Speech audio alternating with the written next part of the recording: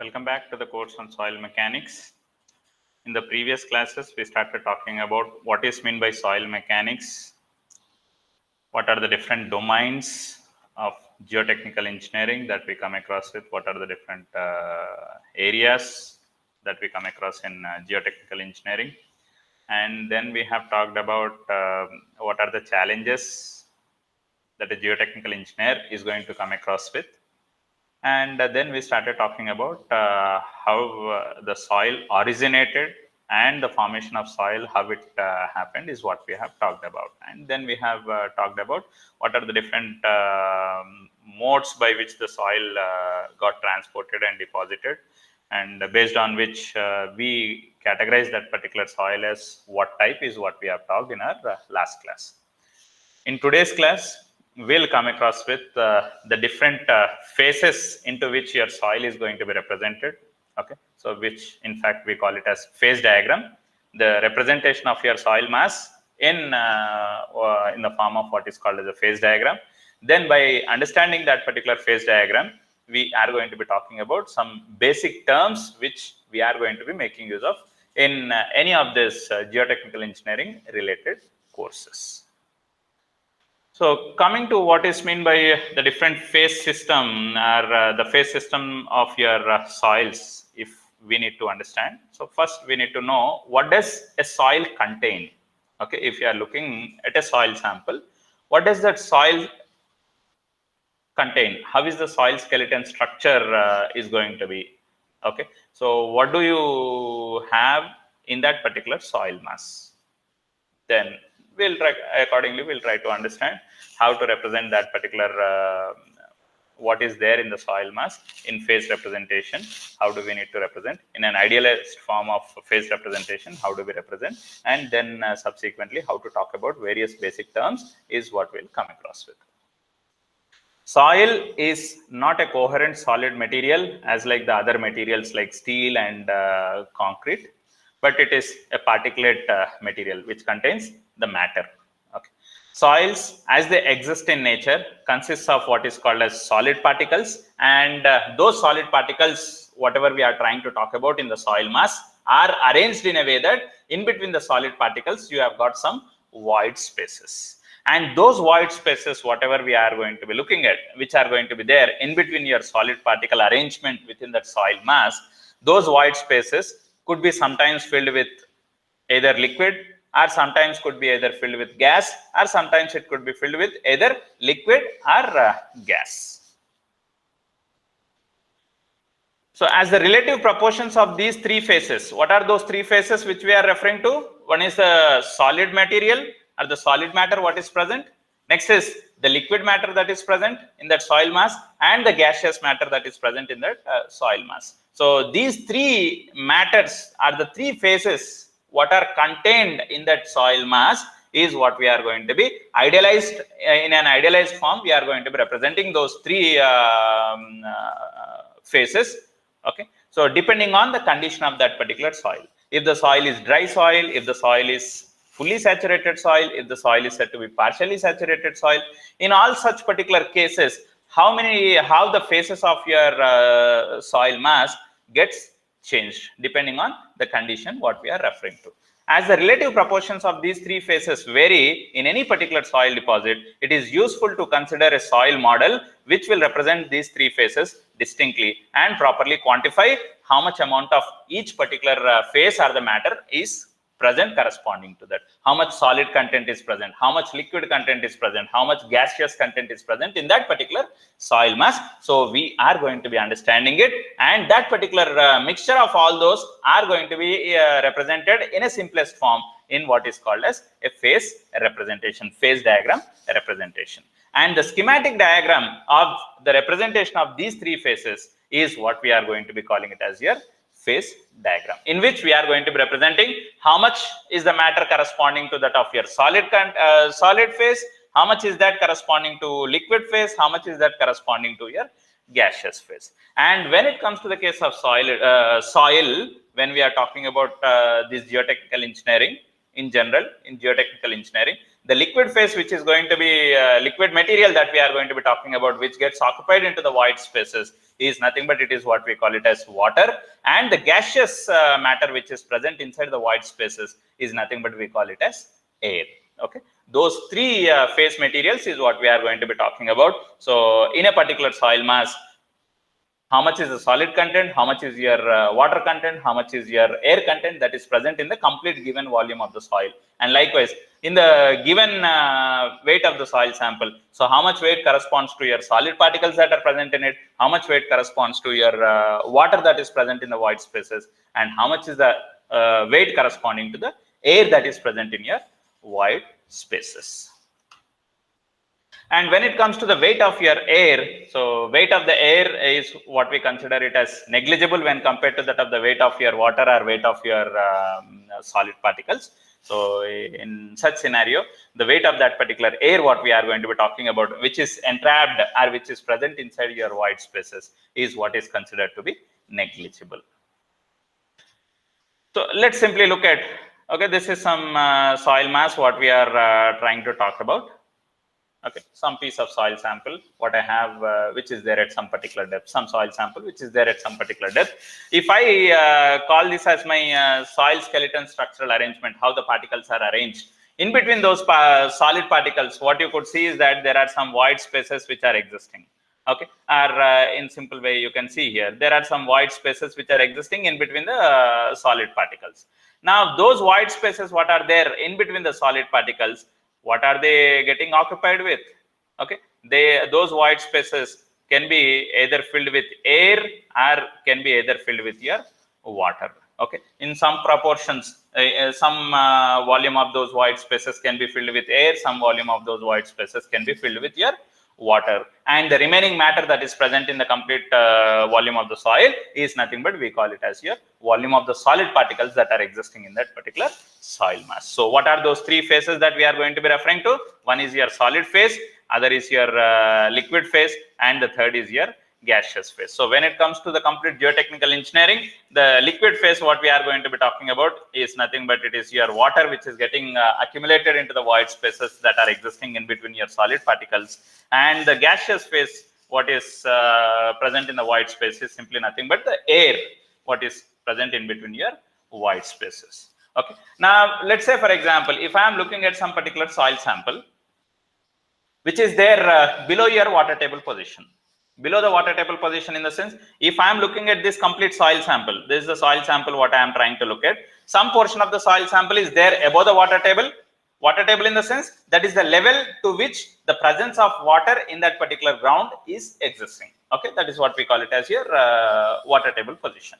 Okay, so when I am looking at the part of the soil sample below your water table, that means in this region, when I am trying to look at this portion of the soil sample, now what is going to happen in that particular case? All those void spaces what are there in between the solid particles are going to be now filled with only by your water, because you have got your water table available above the portion of that soil mass. So obvious that whenever your water table is above that particular soil mass what you are looking at, all the void spaces which are going to be existing in that soil skeleton structure are going to be simply filled with your water.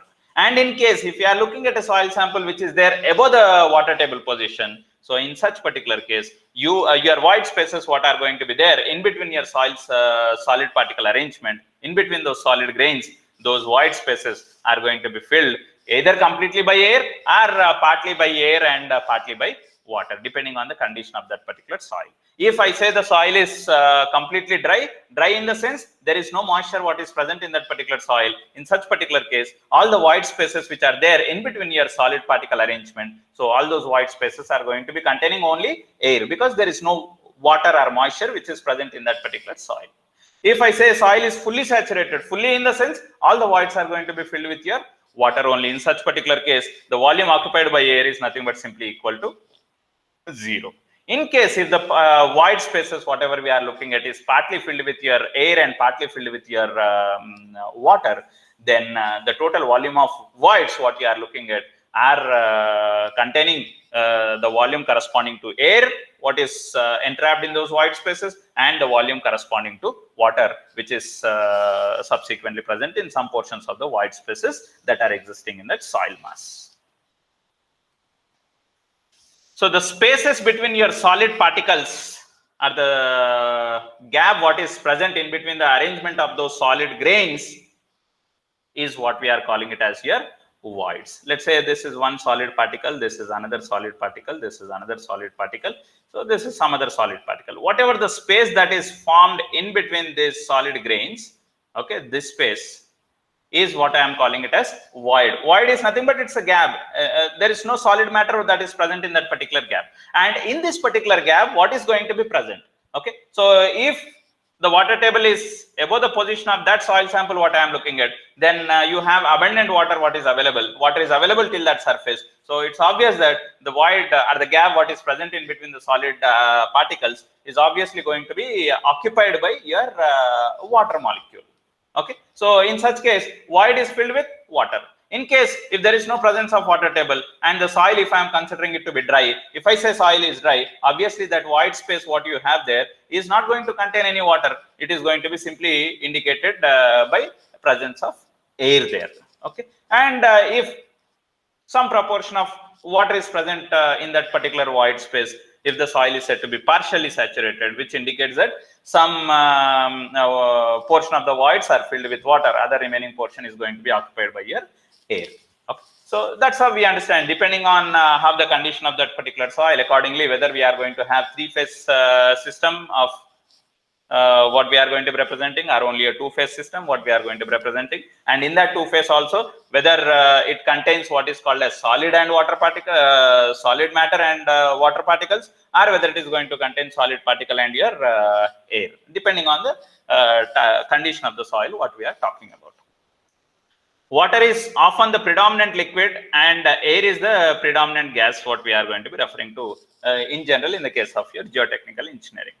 We will use the terms water and air instead of calling it as liquid and gaseous, because liquid means it can be any liquid, it may not be particularly water. But when it comes to your geotechnical engineering, any course in your geotechnical engineering, the liquid what we are going to be referring in the void space is simply nothing but your water, and the gas that is going to be what we are going to be referring to is nothing but air. So soils can be either partially saturated in the sense where your void is filled with both air and water, or soil can be what is called as fully saturated. It means that there is no air content in the void space, where all the void is going to be filled by water only, or it can be perfectly dry. That is what we call it as dry soil. In such particular case, the void will not contain any water, rather the void will contain only your air what is present in that.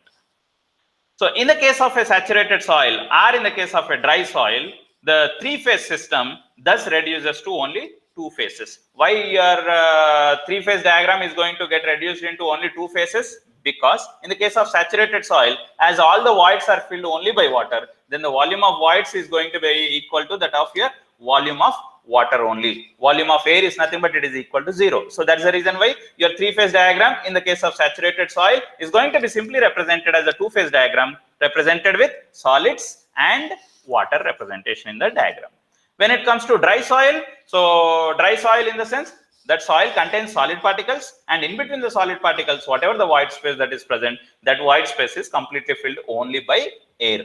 Okay, so that is what we once again say, the three-phase diagram is now getting modified to only two-phase diagram, where all the voids are going to be simply represented by your volume of air. So this is, let's say this is my partial, I'm just taking a reference of some soil sample. This is some soil sample what I am looking at, where I could see that these are your solid particles. Okay, and the empty space whatever you could see is indicated by your volume occupied by air, and the blue spaces whatever you could see is nothing but it's the representation of your water. Okay, so this is what I am calling it as a partially saturated soil, because it is containing what is called as solid matter in it. It is containing what is called as liquid matter, that is nothing but water, and it is also containing the other empty space which is indicated as your air. Okay, so this case of your partially saturated soil, for which in an idealized form, if I am going to be representing this partially saturated soil in phase diagram, okay, so we are going to be indicating three phases. What are those three phases? Solid phase, liquid phase, which is nothing but water, and the gaseous phase, which is nothing but it is your air. Okay, so whenever we are going to be talking about this phase diagram, we are going to be talking, we are going to be representing the matter, which could be your solid matter or liquid matter or your gaseous matter, which are going to be represented in terms of their volumes as well as in terms of their weights. Okay, so we say, okay, this much is the volume out of the total volume of the soil, this much is the volume corresponding to the solid particles in that soil mass, and this much is the volume corresponding to your void spaces in that particular soil mass. Okay, so out of the total volume of the soil, you have certain quantity of solid particles existing in it, and the remaining is nothing but corresponding to that of your void spaces, which are either filled with water or either filled with air. Okay, so the volume which is filled by water is what we call it as, what we represent it as, let's say VW, and the volume which is referred to that of what is occupied by air is what I can indicate it as VA. So total volume of the soil, VT, or sometimes you will see books represented as simply capital V. Okay, so which indicates that total volume of the soil is nothing but volume of soil solids. S here indicates not soil, S here indicates soil solids, or simply solids, plus volume of voids. So total volume of the soil includes the volume of solid particles plus the volume of void spaces which are existing in between the arrangement of your solid grains. So which I can further simply rewrite it as volume of voids is what I can write it as volume occupied by water plus volume occupied by air. That's how I can try to write down in terms of your volume. In the same way, in terms of weights, if I am trying to represent, okay, so on one side, I am representing in terms of volume scale. On the other side of the phase diagram, I am representing in terms of your weight scale. Okay, so WS here, what I am representing is going to indicate you the weight of the solid particles, and this representation indicates you the weight of the water, and this indicates what is called as your weight of your air. As we said, the weight of the air is approximately considered to be 0, because the weight of the air, when it is compared to the weight of the water and weight of the solid particles existing in that particular soil mass, so weight of the air is relatively very negligible. So that's the reason we say weight of the air is almost equal to 0. So in such particular scenario, how can I write down what is the total weight of the soil?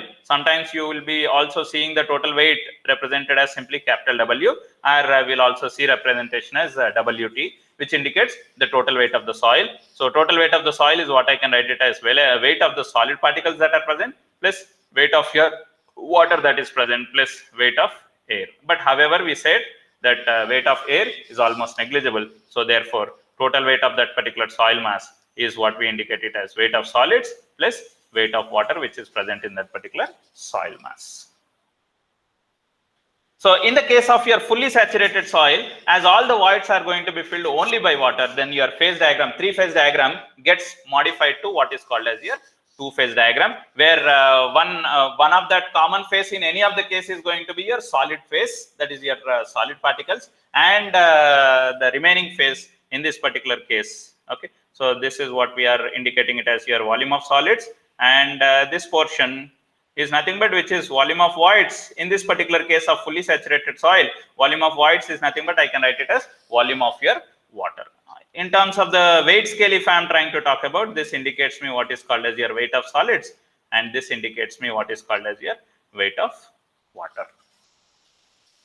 So in the case of a dry soil where you don't have any water which is present, so all the void spaces what we have in between your solid particle arrangement is going to be filled only by air. Then your phase diagram, once again, so-called three-phase diagram is now getting modified into only a two-phase diagram. And in terms of the weight scale, if I am trying to look at, this is what is indicating me weight of solids.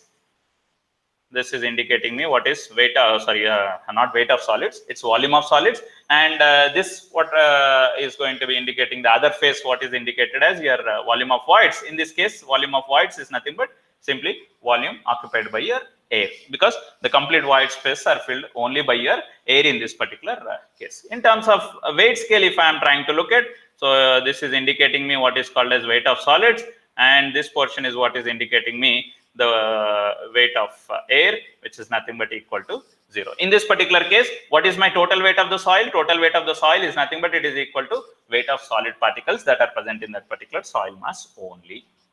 And when it comes to your total volume of the soil is nothing but volume of solids plus volume of voids, where this volume of voids, in fact, I can also rewrite it as volume occupied by your air, because all the void spaces are filled by your air only.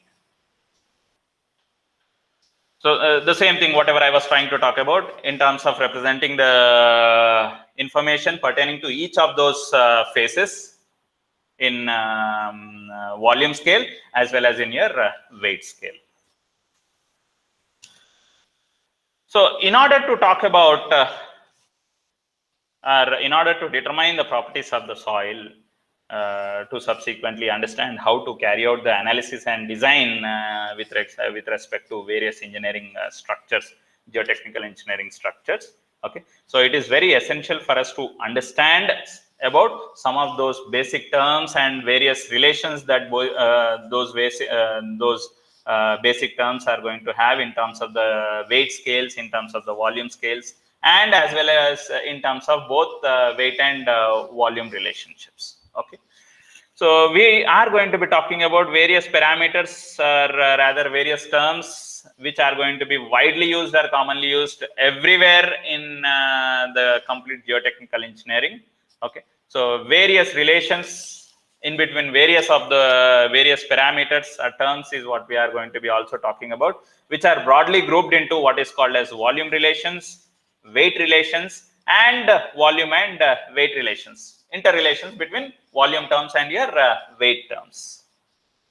So these are some of the basic terms which we are going to be talking about, where these basic terms are going to be defined in terms of the volume relations. Volume relations in the sense by making use of the terms related to the volume of solids, volume of voids, and total volume of the soil. So in terms of that, we are going to be looking at this particular relations. Okay, so what is meant by void ratio, what is meant by porosity, degree of saturation, air content, and subsequently we can also talk about some other terms which we are going to be even representing in terms of your volume scales rather.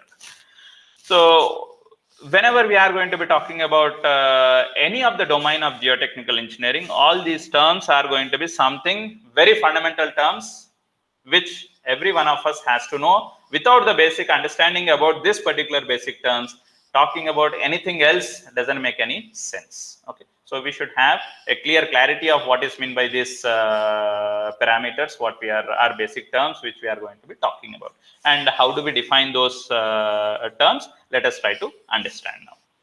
So to start with, what is meant by void ratio?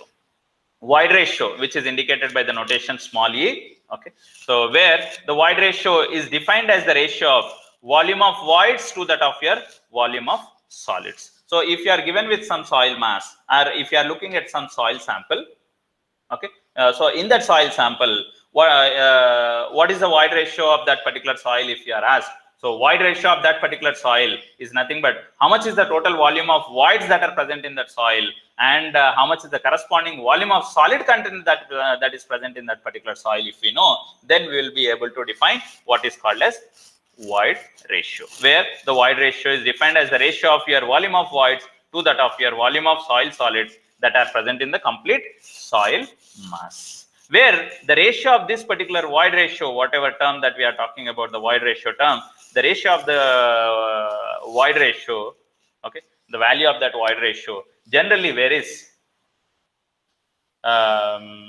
between 0.3 to 1 in most of the coarse grain soils. But when it comes to the case of your fine grain soils, the void ratio value cannot be can also be even greater than 1. It need not be always less than 1. The void ratio of that particular soil can also be even greater than 1. Generally, in the case of your coarse grain soils, what happens is the total volume of void spaces total volume of voids which are existing in the given volume of the soil sample are going to be lesser when compared to that of the total volume of voids what are contained in the same equal volume of your fine grained soil. So I am taking, let's say, 1 cubic volume of sandy soil, 1 cubic volume of your clay soil. So in which soil sample you are going to have more void spaces means total volume of the voids in the case of sandy soil is going to be more when compared to that of the total volume of the voids in the case of your clay soil. But however, when you are looking at the size of an individual void, the size of an individual void in the case of your sandy soil is going to be more when compared to that of the size of your individual void in the case of your fine grained soil. We'll understand more about this as we go on with the course. Next, coming to the other fundamental term, that is nothing but porosity, where this porosity is generally denoted by the notation small n, where this porosity is defined either your void ratio or porosity or degree of saturation or air content or whatever which we are going to be talking about. They can be either represented as a fraction or they can also be represented in terms of percentage. Okay, so in case if we are talking in terms of percentage, then you will be talking you will be defining your expression by multiplying it with what is called as 100. That's it. Okay, so now let us go on to understand how to define your porosity. Porosity is nothing but, which is indicated by your notation small n, which is defined as the ratio of volume of voids by total volume of the soil. It's a ratio of volume of voids that are present in the total volume of your soil. That is what we call it as your porosity. Out of the total volume of the soil, how much is the volume corresponding to that of your void spaces? That is what we define it as your porosity. Okay. So generally, the value of this porosity or the range of the porosity value for different type of soils would be in between what is called as 0 and 1, or in terms of percentage, if I am talking about, it will be generally in between 0% to 100%. When is it going to be 0%, or when it is going to be nearer to 0%? Whenever the volume of voids existing in that particular soil mass is nearer to 0, then we say porosity value is going to be 0. But practically, you don't see the porosity value of the soil is going to be 0, because ideally you cannot have a situation where all the voids are removed. It's not only solid matter which is going to be present in the soil mass. You'll certainly have some void spaces surely existing in the soil mass. How much amount of compaction you might have done in that particular soil, but still you'll have some voids existing in that particular soil. Okay, so porosity value cannot be generally equal to 0, and in the same way it can also be it cannot be even equal to 100%. Why is it not going to be equal to 100%? Because when we say the porosity value is going to be equal to 100%, whenever your total volume of the soil is equal to volume of void spaces, then only your porosity value is going to be equal to 100%. Can we have a situation where, practically speaking, can we have a situation where all the volume of solid particles is nothing but it is equal to 0 in a given soil mass? Okay, so practically it's not possible. Theoretically, just to say that whenever volume of voids is nothing but equal to volume of the complete soil mass, I can say porosity value is equal to 0. But in general, for different type of soils, when we say the porosity value varies in between what is called as 0 to 100% only. It means that out of the total volume of the soil, the volume of void spaces existing in that soil sample can be anywhere in between 0 to that of your maximum value, which is nothing but equal to that of your total volume of your soil. But it will not be equal to 0, neither it will not be equal to that of your total volume of the soil existing in that soil sample. So that's the reason why the porosity value, what we are going to be talking about, typically for different type of soils, would range in between what is called as 0 to 100%. In case if the volume of voids of that soil sample is high, then we say porosity value of that soil is going to be high. If the volume of voids is low for that particular soil, then the porosity value of that particular soil is also going to be lower. Next, talking about an interrelationship between your void ratio and porosity. Okay, void ratio is something what we have defined it as the ratio of volume of voids to that of your volume of solids. Okay, so what is meant by volume of solids? Volume of solids is nothing but it is the total volume of the soil. Volume of solids is what I can write it as total volume of soil minus it is the volume occupied by your void spaces. Okay, so denominator is what we are trying to rewrite. So where volume of solids is what we are replacing it as total volume of the soil minus the volume of voids. So in the process, the numerator and denominator, I am trying to divide it with volume of voids. So if I divide your numerator and denominator, if required according to your necessity, you can divide both of them with your total volume of the soil, not volume of voids. It is total volume of the soil. So if I am going to be dividing your numerator, let me look at this expression. Okay, so I am trying to divide your numerator with total volume of the soil and denominator also Vt minus Vv by Vt. Okay, so this is my rearrangement is what I am just trying to do. I am not trying to change anything. Okay, numerator I divided with total volume of the soil, denominator also I divided with the total volume of the soil. If required, both of them can be cancelled out and the same original expression remains. But however, now in the process of rearrangement, what I have got is volume of voids by total volume of the soil is what I can, this portion of the term is what I can replace it with n. And in the denominator further, if you look at Vt by Vt is nothing but I can write it as 1 minus Vv by Vt. Vv is volume of voids by total volume of the soil is once again I can rewrite it as your porosity. So after rearranging your terms, what I am going to be getting is E is equal to N by 1 minus N. It means if I know the void ratio of that particular soil, then I can subsequently calculate the porosity of the soil. Or if I know the porosity value of that particular soil, then I can go on to calculate what is the void ratio of that particular soil based on this interrelation that we have got between the porosity and the void ratio. Likewise, from this expression also I can try to find out what is porosity by representing it in terms of the void ratio, or I can try to write down what I can try to find out what is void ratio by representing it in terms of your porosity. Either of the way I can try to represent them. Next term is degree of saturation. Now what does this degree of saturation mean? Out of the total volume of voids that are existing in the soil sample, I repeat, out of the total volume of voids that are present in the soil, how much volume is occupied by your water in that particular void spaces? Okay, so that is what is going to be defined as your degree of saturation. So degree of saturation, which is generally denoted by S, or we would also see sometimes represented as SR. Both are one and same. Some books will have S notation, some books will have SR notation. Both are one and same, nothing to get confused. Okay, so degree of saturation is what we can define it as the ratio of volume of water to that of your volume of voids. So out of the total volume of voids in that soil mass, how much is the volume of those void spaces occupied by water? That is what we are going to be calling it as your degree of saturation. In terms of percentage, if I am defining it, we'll have your into 100, which is going to be multiplied. Okay, so if the soil, what I am trying to talk about, if it is a fully saturated soil, when I say fully saturated soil, what does it mean? All the voids are filled with your water only. So in the case of your fully saturated soil, if all the voids are filled by water, then what is going to be your degree of saturation? Degree of saturation in such case is nothing but it is equal to 100%. Now let's say the soil is a dry soil.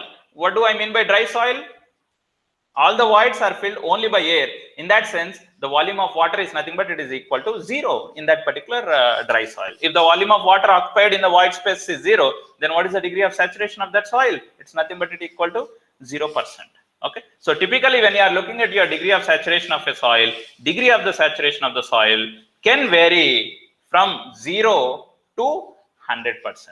It is going to be 0 in the case of your dry soil. It is going to be equal to 100% in the case of your fully saturated soil. And in the case of your partially saturated soil, the degree of saturation value of that particular soil varies in between 0 to 100.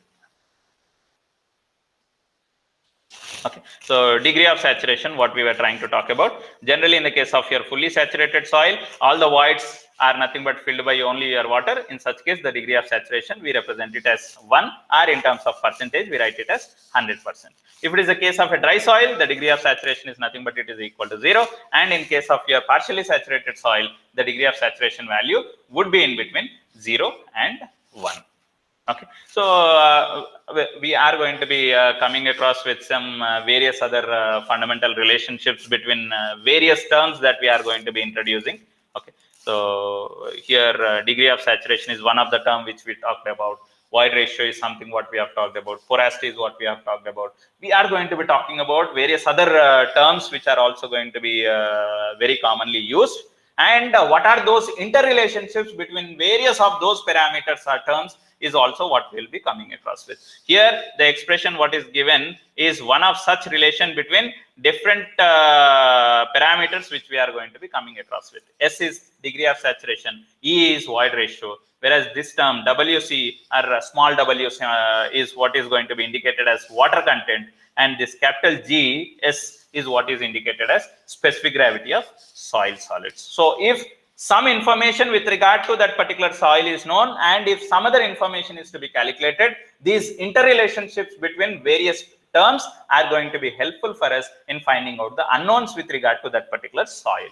Okay, so this interrelationships, how are we going to be getting between various terms? We'll try to come across that in our next class. Next, we'll talk about what is meant by air content, where this term air content is denoted by the notation AC, which is defined as the ratio of volume of your air to that of your total volume of your void spaces. So out of the total volume of the void spaces, how much of the volume is occupied by your air? That is what we call it as your air content. So if I'm just trying to look at air content, sorry. So air content is defined as the ratio of volume of air to that of your volume of void. So if I'm just trying to rewrite it, where volume of air can also be represented as volume of voids minus the volume of water, this divided by volume of voids. So if I'm just trying to rewrite it, so VV by VV is 1 minus volume of water by volume of voids is nothing but I can write it as your degree of saturation. So I'm getting a relationship between your air content and your degree of saturation, as air content is nothing but it is equal to 1 minus your degree of saturation. So if I know the degree of saturation value of that soil, I can find out the air content, or if I know the air content, I can find out what is the degree of saturation of that particular soil. In case if the soil is said to be a dry soil, then for a dry soil, what is your degree of saturation value? Degree of saturation is nothing but 0. So if degree of saturation for the dry soil is nothing but equal to 0, so what will be having for your air content? Air content is nothing but it is equal to 1. In case if the soil is a fully saturated soil, so for a fully saturated soil, degree of saturation is nothing but it is equal to 1. So 1 minus 1 is nothing but equal to 0. Air content is nothing but we'll be getting it as here 0. Next, another fundamental term which you would also be coming across is nothing but we call it as air void ratio, or which is also called as percentage air voids. So out of the total volume of the soil, how much is the volume corresponds to that of your air spaces in that particular soil mass. That is what we call it as your air void ratio or percentage air voids, denoted by the notation NA. So where your air void ratio, which is defined as the ratio of volume of air present in the complete volume of the soil mass. Okay. So if we know what is the total volume of the soil, and if we know what is the volume occupied by only air spaces in the complete soil mass, then we'll be finding out what is called as your air void ratio. So from this, I can just try to develop a relationship between some other parameters or some other terms, general terms, what we have seen earlier. So here, what I'm just trying to do is I'm trying to divide your numerator and denominator with volume of voids. Okay, so volume of air by volume of voids is what we have it as your air content, which we have seen earlier, divided by total volume by volume of voids. So total volume by volume of voids, we don't particularly have any relation, but the inverse of it, we have the relation, that is nothing but porosity, where porosity is defined as volume of voids by total volume of the soil. So what we have here is total volume of the soil divided by volume of voids. Okay, total volume of the soil I am denoting with the notation VT. So I am continuing with the same notation. So this in the denominator is what I can write it as 1 by n. So therefore your air void ratio is what I can write it as n, that is porosity times that of your air content. And this air content, as we have said, can also be represented in terms of your degree of saturation. So further this expression can also be rewritten as Na is nothing but n into 1 minus degree of saturation. So in the case for saturated soil, if you are looking at, in the case if the soil is a saturated soil, so if the soil is said to be a saturated soil, degree of saturation for that soil is nothing but equal to 1. So 1 minus 1 is equal to 0. Then your air void ratio is nothing but it is equal to 0. In the case of your dry soil, so for dry soil condition, if you are looking at, then what is going to be my air void ratio if I want to understand. So if the soil is a dry soil, then your degree of saturation of that soil is nothing but it is equal to 0. Then your air void ratio is what I can simply write it as your porosity value of that particular soil only. Next, having seen some basic terms which are represented in terms of your volume ratios. Okay, so now let us try to look at some of those terms which are going to be defined in terms of the weight relationships. So one of that particular term which is going to be which we are going to be representing, or which we are going to be defining in terms of the weight relation is, one is water content, otherwise also called as moisture content. The other term what we will be coming across is your specific gravity. Okay, so as we have said, the total volume of the soil is nothing but it is your volume of solid particles present in the soil and the volume of water plus volume of air. As we said, volume of air is 0. So the total volume of soil is nothing but volume of solids plus volume of water which is getting occupied into the void spaces. Now let's look at each of those terms. How do we define? That's your water content and subsequently specific gravity. So how are we going to define water content? Water content is nothing but it is defined as the ratio of weight of water to that of your weight of solids. In terms of weights, if I talk about, in terms of masses, if you are talking about, it's nothing but mass of water by mass of solid particles that are present in that particular soil mass. Okay, so that's how we define your water content. Generally, water content is denoted with the notation WC, or we will also see this water content in simple terms represented as small w also. Okay, so where this water content is what is defined as the ratio of your weight of water that is present to that of your weight of solids that are existing in that particular soil mass. Now, determination of water content is one of the experiment what you generally talk about in the lab. Like if some soil is given to you and if you are required to determine how much water content is present in that particular soil, so how are we going to determine that? Okay, so for determining that, what we try to do is we try to take some piece of soil sample. We measure what is the initial weight of the soil sample. When you are measuring the initial weight of the soil sample, what does that soil contain? It contains the solid particles, it contains the water in that. I am talking in terms of the weights. Okay, so in terms of the weight, if I am talking about, it contains some weight of solid content, it contains some weight corresponding to the water content present in that particular soil. Okay, so that is what I know. I have taken some weight of the soil. I have taken some soil sample. I have measured what is the weight of that particular soil. Now, what is the weight of that particular soil containing? It is containing how much is the weight of the solid particles and some amount of water particles present in that. But individually, I do not know what is the weight of the solids present in that and what is the weight of water that is present in that. If I know what is the weight of solids and if I know what is the weight of water, then I can go on to determine how much is the water content that is present in that particular soil. So now, how are we going to determine that water content means? So what I can do is, I'll take some soil sample, I'll measure its initial weight, and I'll keep it inside an oven for drying that particular soil sample. So you are going to be placing that soil sample inside an oven at a standard temperature of,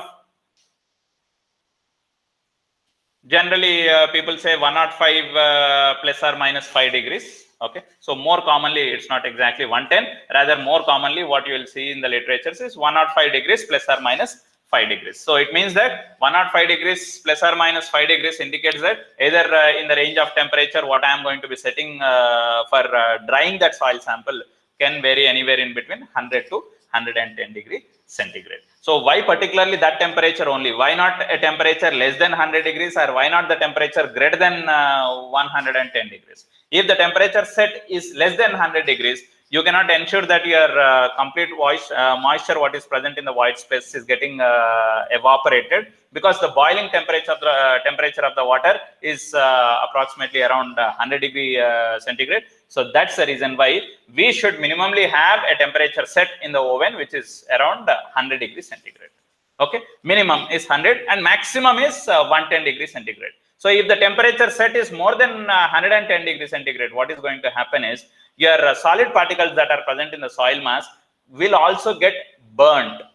Okay, burning of those solid particles would also start taking place, resulting in a reduction weight of solid particles present in that soil mass, which would certainly give you a different water content than that of the actual water content that particular soil is containing there. So you have to ensure that your solid particles are not getting burned. So for ensuring that a temperature what you should set for that oven to determine the water content present in the soil, the temperature what is to be set should vary anywhere in between 105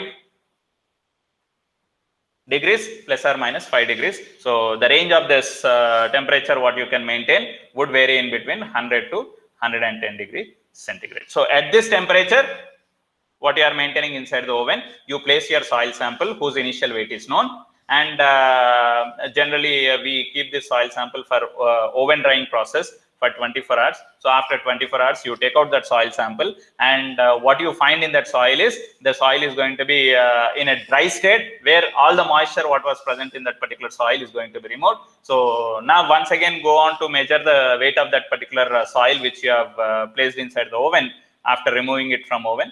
So the weight of that soil is nothing but is what we can call it as your weight of solid particles only, because all the water which was present in the void spaces got removed. Then the weight of the soil after removing from the oven is nothing but it is your weight of the solids. So you have understood what is the weight of the solids that is present in that particular soil mass what you have initially kept inside the oven. Once the weight of the solids is known, then how much is the weight of your water? Weight of water is nothing but total weight of the soil what you have placed inside your oven minus the weight of the solids that were present in that particular soil mass. So that's how you can determine what is the weight of water, and you have understood what is the weight of solids. Then you can go on to determine what is the water content that is present in that particular soil. Okay, how much is the water content present in that particular soil by knowing what is the weight of water what was there in that soil, and by knowing what is the weight of solids that was there in that particular soil. And next, specific gravity. Okay, so specific gravity is one of that particular property of the soil which is going to be helpful for us in understanding how the behavior of the soil is going to be, or how does the behavior of the soil is going to be, can be understood based on your specific gravity value of that particular soil. So how are we going to define this particular specific gravity? Specific gravity is what we are going to be, generally the specific gravity what we are going to be talking about is nothing but it is a specific gravity of soil solid particles that are present in that particular soil mass. Okay, so which is denoted by the notation GS, where the specific gravity of soil solids is defined as the ratio of specific, it is defined as the ratio of your unit weight of the substance to that of your unit weight of your standard solution, that is nothing but we refer it as your water. Okay, now which substance for which you are trying to determine the specific gravity? Okay, here in this case I am trying to determine the specific gravity of soil solid particles only. So when I say soil solid particles only, it's nothing but gamma S is the unit weight of your solid particles. S particularly indicates solid particles, so gamma S divided by gamma W. So the ratio of unit weight of your soil solids to that of your unit weight of water is what is defined as your specific gravity of the soil solids, corresponding to a standard temperature or a room temperature which is 20 degrees centigrade. So at that standard temperature you are going to be talking about your specific gravity of soil solids. So specific gravity of soil solid substance is defined as the ratio of your weight of given volume of your material to that of your weight of a equal volume of water. So what does it mean? Earlier we defined your specific gravity of soil solids as your unit weight of substance to that of your unit weight of water, or unit weight of soil solid particles to that of your unit weight of water. But however, we are saying that it can also be represented as your weight of soil solids by weight of water. So what is this? How are we going to rewrite this? So it's nothing but for an equal volume of water to that of your corresponding equal volume of solid particles that are present, we are going to generally the term unit weight. If you look at this relation, what I have represented here, I'm just trying to rewrite this. How I am going to rewrite it?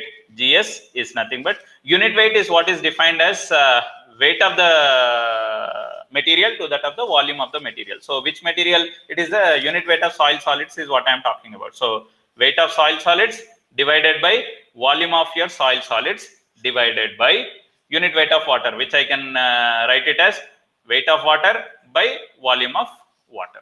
So for equal volume of soil solids to that of your equal volume of water, when I say, so these two are same, and then what we have it as your specific gravity of soil solids defined as the ratio of weight of solids or weight of substance, whichever substance it could be, divided by your weight of water. So that's how we go on to define your specific gravity of your soil solids. So this is one of that particular property that we are going to be talking about for a particular soil.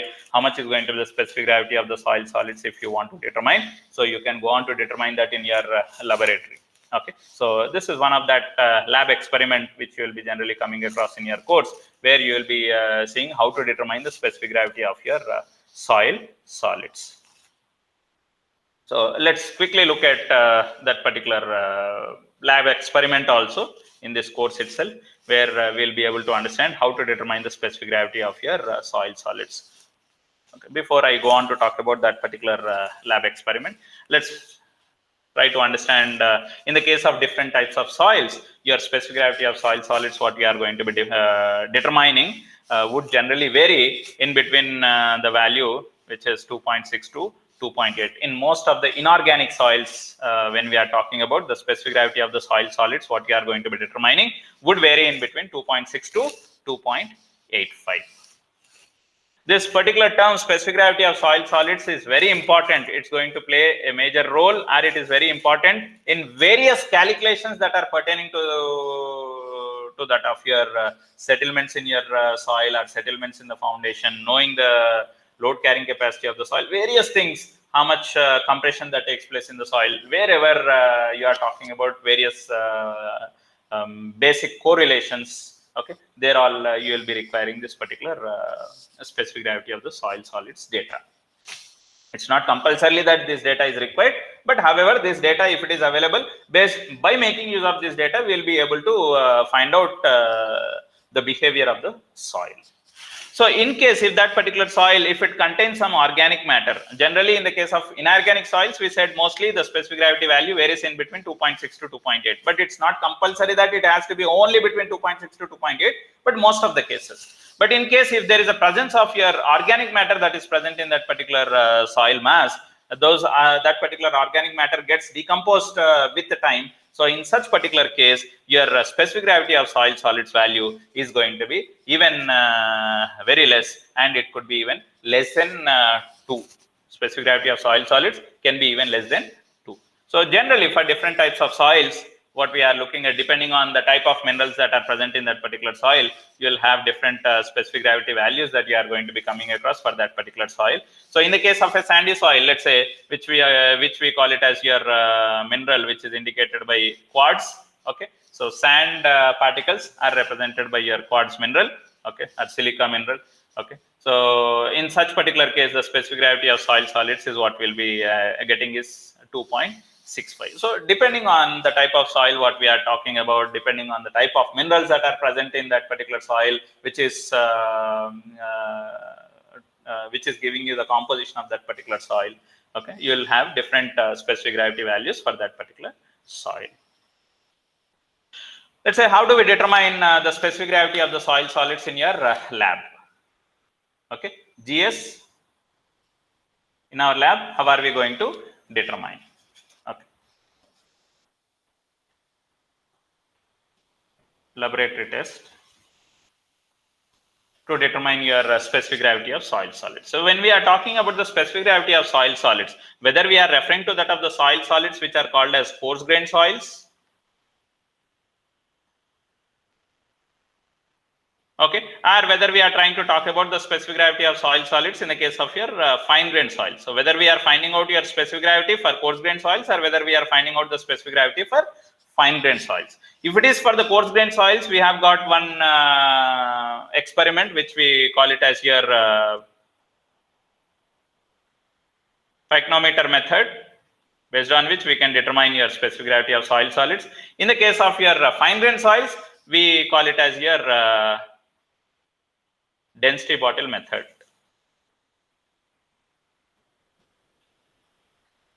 Approach wise, everything is same. Test more or less what you will talk about is going to be same, but there would be a slight variation in how you are going to be carrying out your test. Okay. So generally this pycnometer method is what we are going to be following in the case of coarse grained soil for determining the specific gravity of soil solids, and in the case of fine grained soils we go on to use what is called as your density bottle method. So as we say coarse grained soil, when we are talking about the void spaces, the size of an individual void in between the solid particle arrangement is going to be relatively large.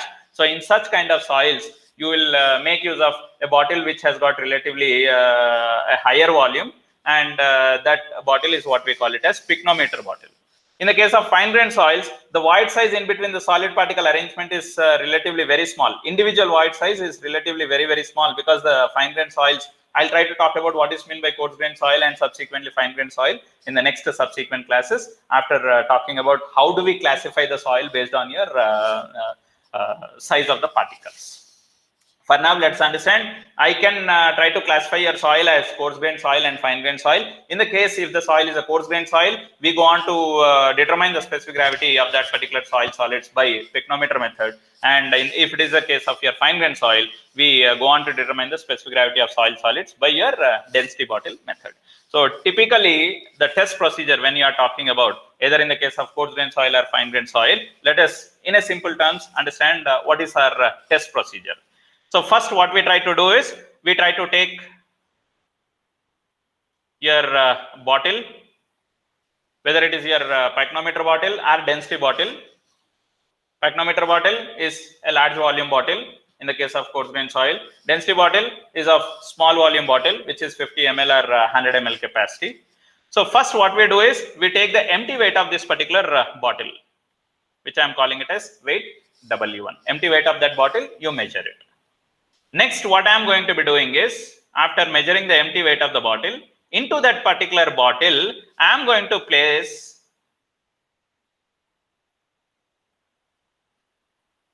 some solid particles.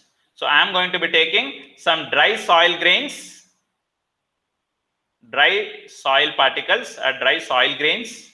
It's only solid particles which I am talking about. Dry soil grains in the sense it's only the solid particles, no water is present in that particular soil mass or in that soil grains. So I have taken some quantity of soil grains which are in dry state. I have placed those soil grains into that particular container, and then I have measured the weight of that particular container again, which I am noting it as here weight W2. And then what I am going to be doing is this remaining space, whatever is available, is going to be filled with water. The empty space, whatever is then remaining, is going to be filled with water, and that new volume, the new weight, what you are going to be getting after filling it with water, will be noting it as W3. So W1 is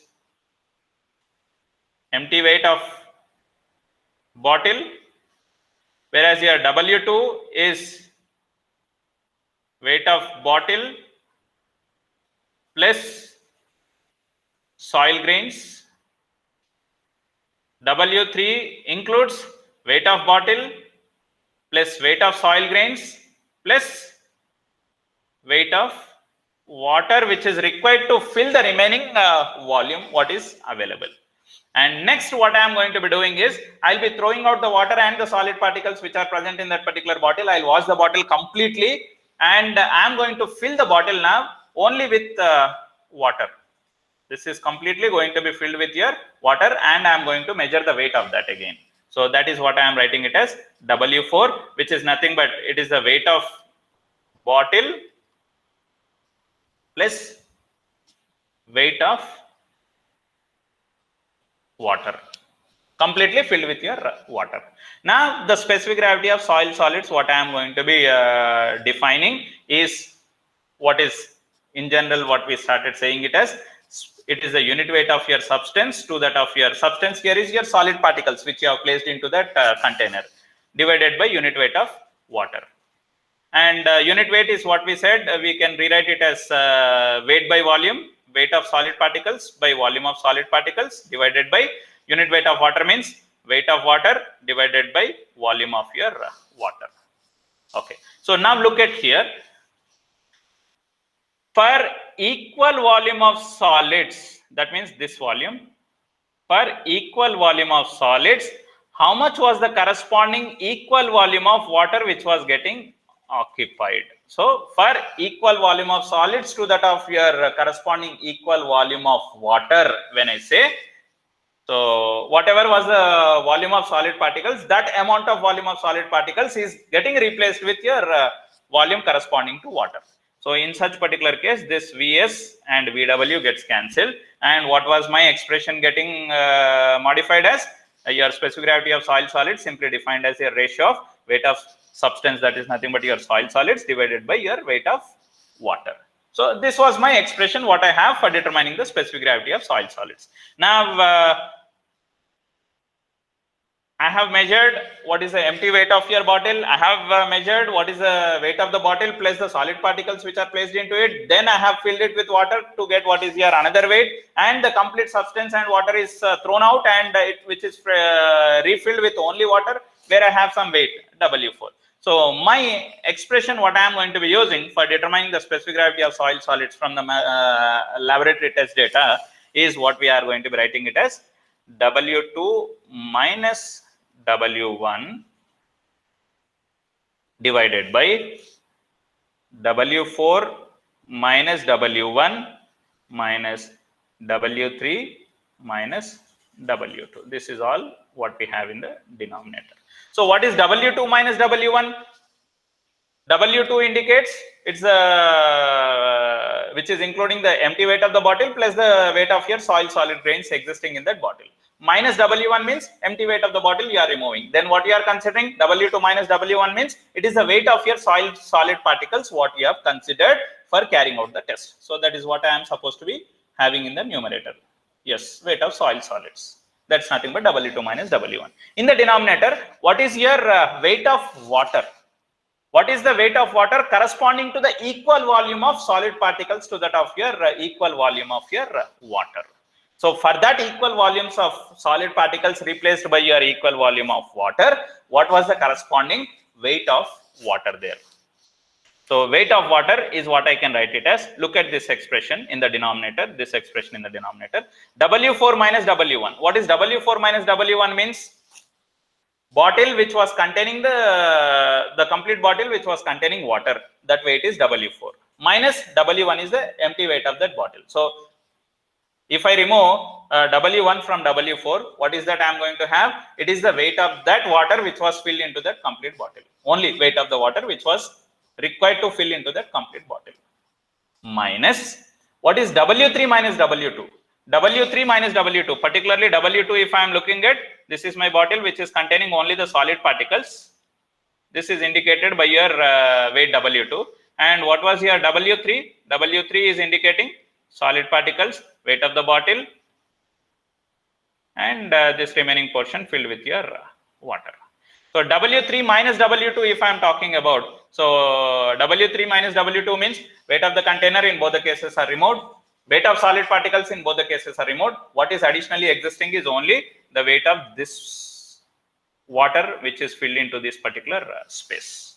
Okay. So what was your W4 minus W1 was giving you? It is the weight of water which is there in the complete beaker or complete container, from which the weight of water which is there in the top portion, that is W3 minus W2, if you remove, then what you are going to have is only the weight what we are going to be looking at for this particular portion. So it is the weight of water which was corresponding to an equal volume of solids to that of your equal volume of your water. So within that particular volume occupied by your solid, how much was the corresponding weight of water which was required to replace that equivalent volume of solids. That's what we call it as your weight of water for a corresponding equivalent volume of solids to that of the equivalent volume of water, which is replacing the space of your solid particles.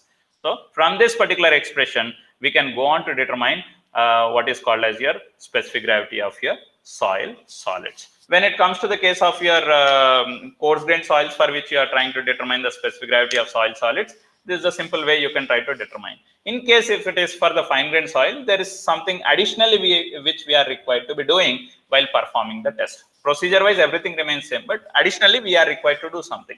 What is that means? In the case of your fine grained soil, we first take the density bottle, we measure its weight, which we call it as W1. Then we take some fine grained soil particles, we pour it into that container, and then we measure the weight of that, which is W2. Then what we are going to be doing is, I am going to be filling the complete bottle which was containing your solid particles. The remaining portion I have to fill it with water. But however, the soil grains what I have placed into the beaker is a fine grained soil. As the individual size of the fine grained soil void space is very small, when you are going to fill the remaining space with water, your water will find difficulty in seeping into that small void spaces which are existing in between your fine grained particles which are placed into the container. So for removing all those voids which are there in between the solid particles which are filled by air, what we are going to be doing is, into that particular specific gravity bottle, we don't completely fill it with water. After placing some quantity of solid particles, we don't completely fill it with water. Rather, till 2/3 of the volume of that bottle, you fill it with water and then starts rotating it, so that whatever the voids that are there in between the fine grained particle arrangement, voids which are filled by air, are now to be replaced by your water. Water should percolate into those void spaces. So to ensure that, you start rotating it. Bottle, you hold it in your hand and start rotating it. But however, all the voids which are filled by air cannot be replaced by water. In the process, what you can do is, you can have a heater on which you can place a plate which is containing some sand particles, which we call it as a sand bath. You heat that sand bath, sandy soil, you heat it, and on top of that sand layer, you place your bottle. So when your bottle starts getting heated, it means that your soil grains along with the water which is there inside, once it starts getting heated, as the density of air which is present inside the void space in between the fine grained particle is less, your bubble starts coming out of those void spaces. So to remove those air voids, you are going to be heating that, and continuously you keep on rotating it. In the process, you are trying to remove all the air voids present in between the fine grained particles, and those air voids are going to be replaced by your water particles which are getting filled into that particular bottle. Okay, that's some additional step what we have in the case of your fine grained soils for which your specific gravity of soil solids test is what we are going to be performing. But whereas in the case of coarse grained soil, we need not do all this, because as the individual size is large, so water can easily percolate into those void spaces to remove your air what is entrapped into those void spaces. Okay, so that's how we go on to determine your specific gravity of soil solids in our laboratory.